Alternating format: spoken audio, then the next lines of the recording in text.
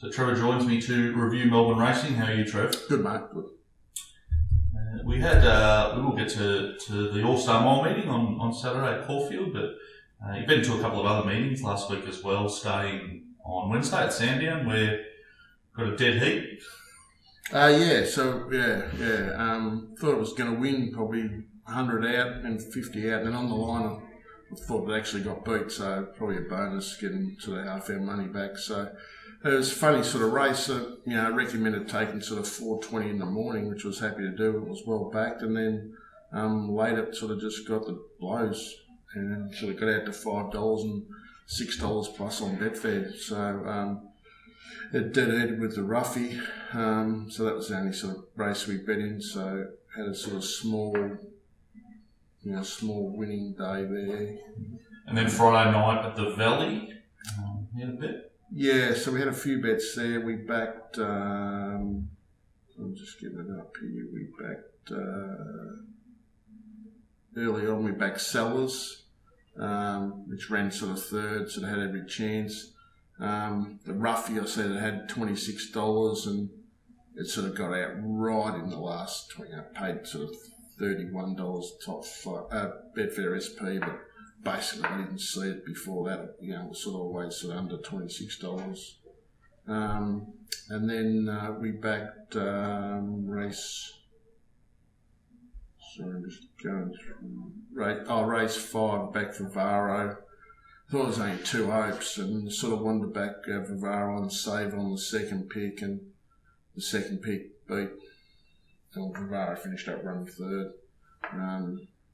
Human Nature, and then we waited till last and sort of marked Ancestry short, and it was sort of solid early, and then it was a bit of a drifter, and it walked in for us, so it was a good result. Yeah, it was, yeah. So it finished up sort of being a winning night, slightly. And then Saturday we sort of moved into the All-Star Mile. So Saturday's meeting, just want to touch on the track quickly. We were out 6 metres after the last meeting at Caulfield when there was so much noise about the track. Overall on Saturday, how did you think it played? There wasn't much of an impact there? I didn't think, no. I think it just sort of played, sort of how you thought it would play. I don't think there was any significant place where you had to be. I thought they might get off the fence slightly. They did in the last race, but I mean that's something they generally do later in the day there. But no, other than that, I thought it sort of played pretty good. So the first race was benchmark 80 over the 1600. So Exasperate took that out. SP at $8, got out to $13. Betfair SP. How'd you see that race? Yeah. So they ran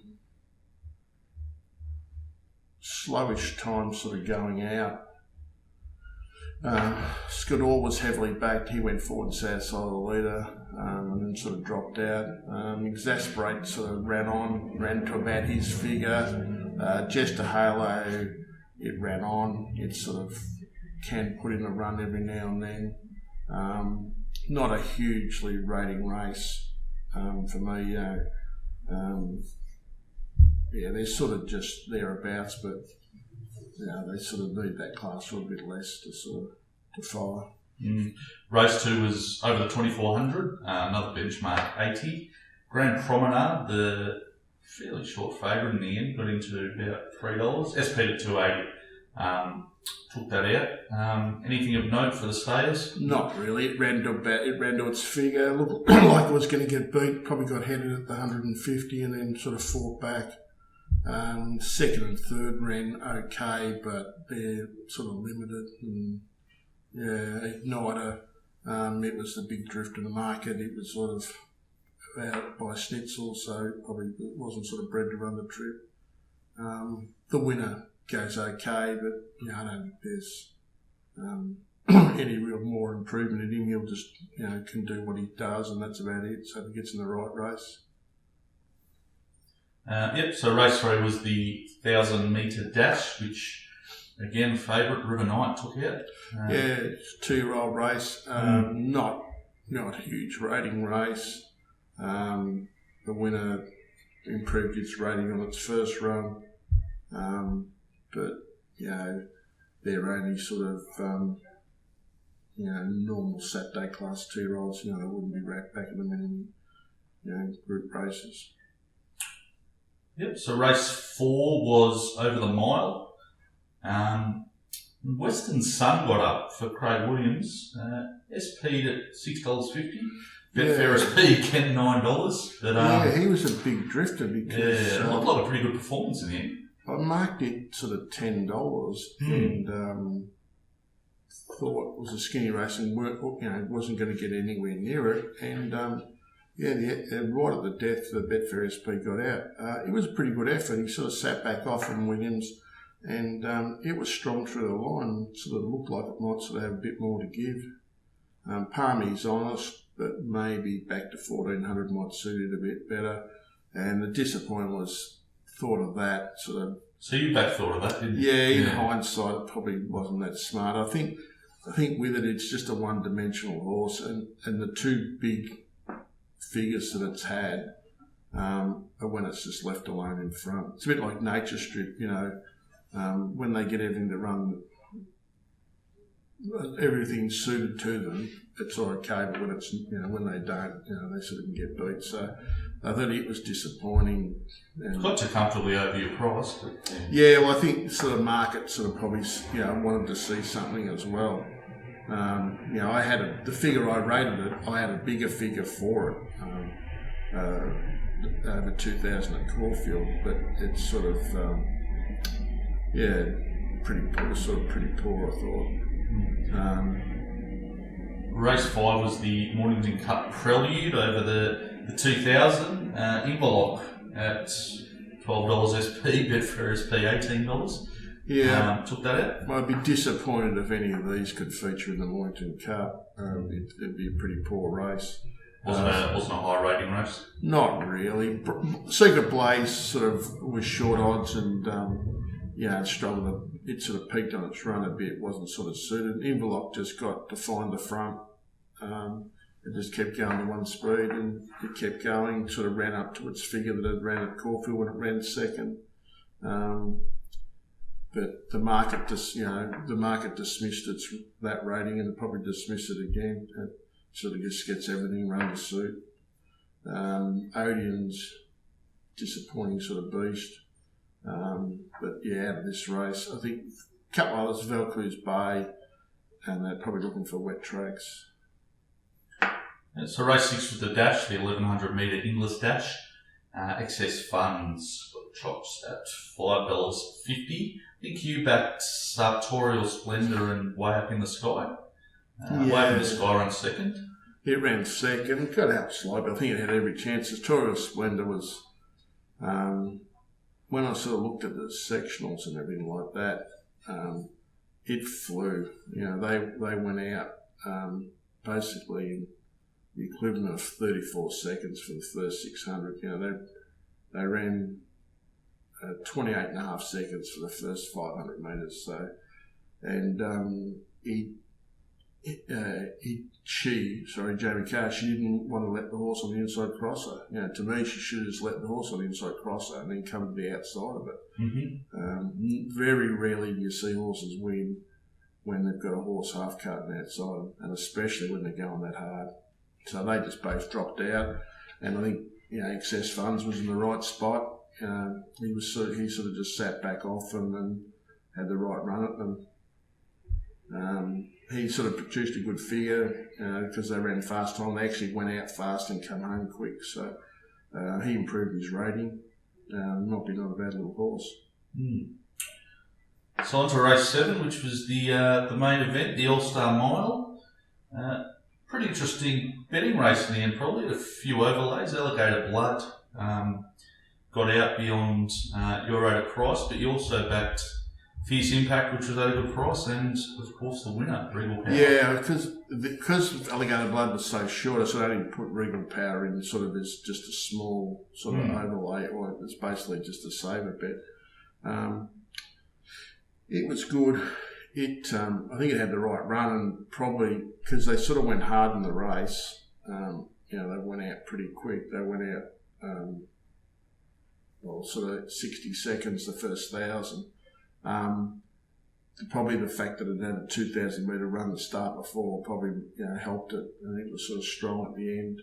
The stablemate Superstorm was terrific. The 3-year-old, I get power home from last. It's a pretty good horse, I think. Melody Bell, it ran up to about what I thought it would do, not what the market thought it would do.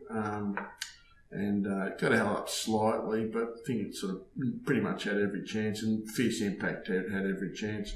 The one that improved there, but I don't know if there's a race for it because it would be too highly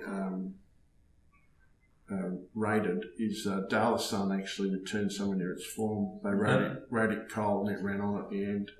Yeah, ran 5th in the end, didn't it? Yeah, so it was the second best closer in the race. It sort of ran sort of quick last 200, so it's a slight improver. Alligator, but I think just all of a sudden it just didn't get a chance to dictate, and it's probably over the top slightly. They went when it won the Gold Coast, they went out quick. Yep. But then when it won at the 1400, they walked early. When it won the Guineas, it was even time. And the other day, on the punting form benchmarks, the leader went out 10 lengths quicker. So I think it just sort of had enough by then. It had been up since, it had its first run this prep, coming only off a 2-month spell, the 14th of December. So it's done a pretty good effort. Yeah, very long prep. Basically, it's had 2 months off since the middle of August. So to follow out of the race, seems like there were a few good performances. Yeah, the problem is I'm just not sure where they're going to go. Yeah. Well, from a Victorian, not sure where anything's going to go with this coronavirus, but with the sort of as far as Victorian racing's going. Where they'll go. I assume they'll probably go for a break. Maybe Superstorm might go to Sydney, and they might look to Queensland and stuff like that. I assume Melody Bell it'll go looking for wet tracks. Yep. Fierce Impact probably go back to Sydney. But from a Victorian point of view, there's probably not much out of the race that will sort of help us back a winner. Yeah, I heard Grant Williams speak this morning, and they were all talking about Cox Plate, so perhaps at least for the ornament might not be too much. The figure I've got it produced in the peak figure. The figure it produced is roughly what around sort of Tiaco, Nick, and that did in the Cox Plate last year. Traditionally, the figure it produced in the late, it'd get you to run a place, and that's all. Okay. So, if something came from overseas or anything like that, they generally can run a better figure than that. Well, that won't be happening at the moment, so it might be a hope. No, true. Race 8 was the anniversary of ours, also over 1600. Guizzo won that at there's a little bit of a go for it late. SP'd at $9.50, and I think. Yeah, you backed Goldfields as well, is that right? Well, originally I sort of put down that I was going to back Guizzo and Goldfields both, I think best of the best. And Guizzo sort of marked $11, or 11 to 1, $12. And the price disappeared first thing in the morning. So by the time they got to the race, it was actually under what price I had it. So I sort of then sent out an alert just saying I was going to stay out of the race. Yep. And then, of course, Guizzo wins the race. And I think we would have been on the second horse as well. The mark did $12 as well. So it was just a funny race. Yeah, I just sort of thought Admiral's Joker had a bit of work to do from the barrier. It was a strange ride by Williams. I think he thought he was riding Winks or something.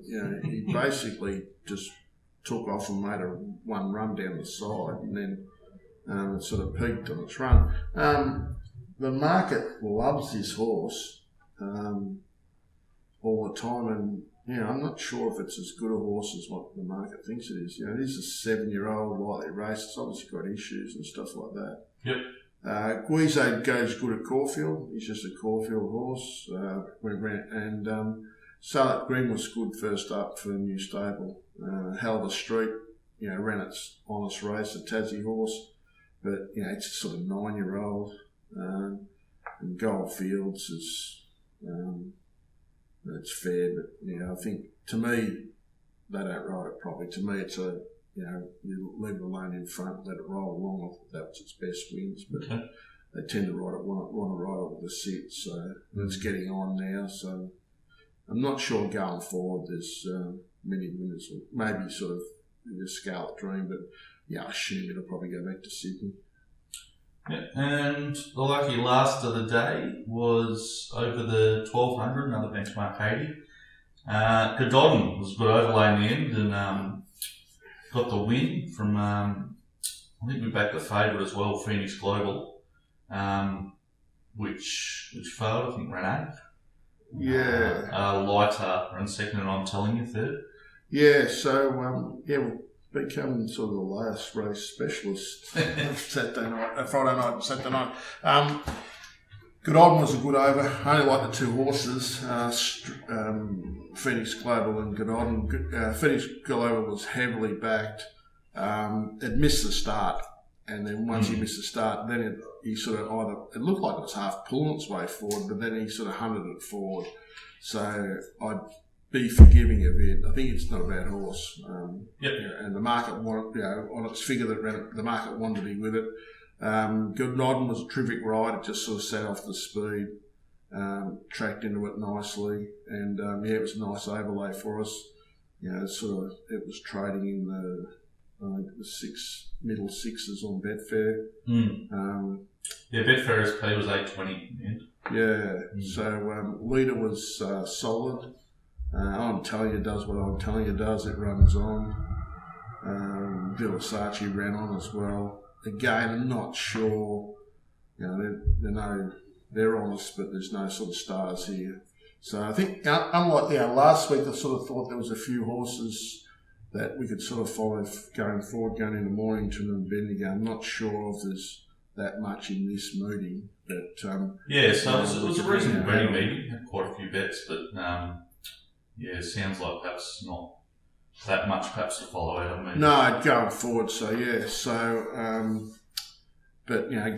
this week we've got Sandown, and then it's the last Moonee Valley meeting. So it's the William Reid. Yep.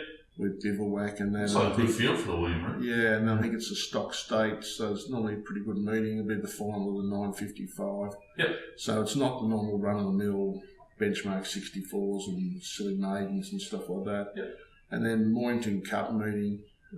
Traditionally, in the past, it's been a good betting meeting. The rail goes back in the true, but that's as we sit here on a Monday morning. With this corona thing, things can change very quickly. So we just sort of hope and pray that no one in the industry catches it, or they can be quarantined, and that the racing industry can keep going. Show can go on. That's the hope. Well, it's the one thing realistically. It ran quite well on Saturday without any spectators. Yeah. And I assume the turnover would be just the same or up, might even possibly be up. Yep. So it's, it can keep running, especially the midweek meetings and stuff like that. They can keep running with minimal fuss. So we hope that, it can continue on. Good stuff. All right. Well, at the moment, business as usual this week, and we'll chat to you later in the week as we look ahead to Mornington. Great. Thanks, Mark. Thank you.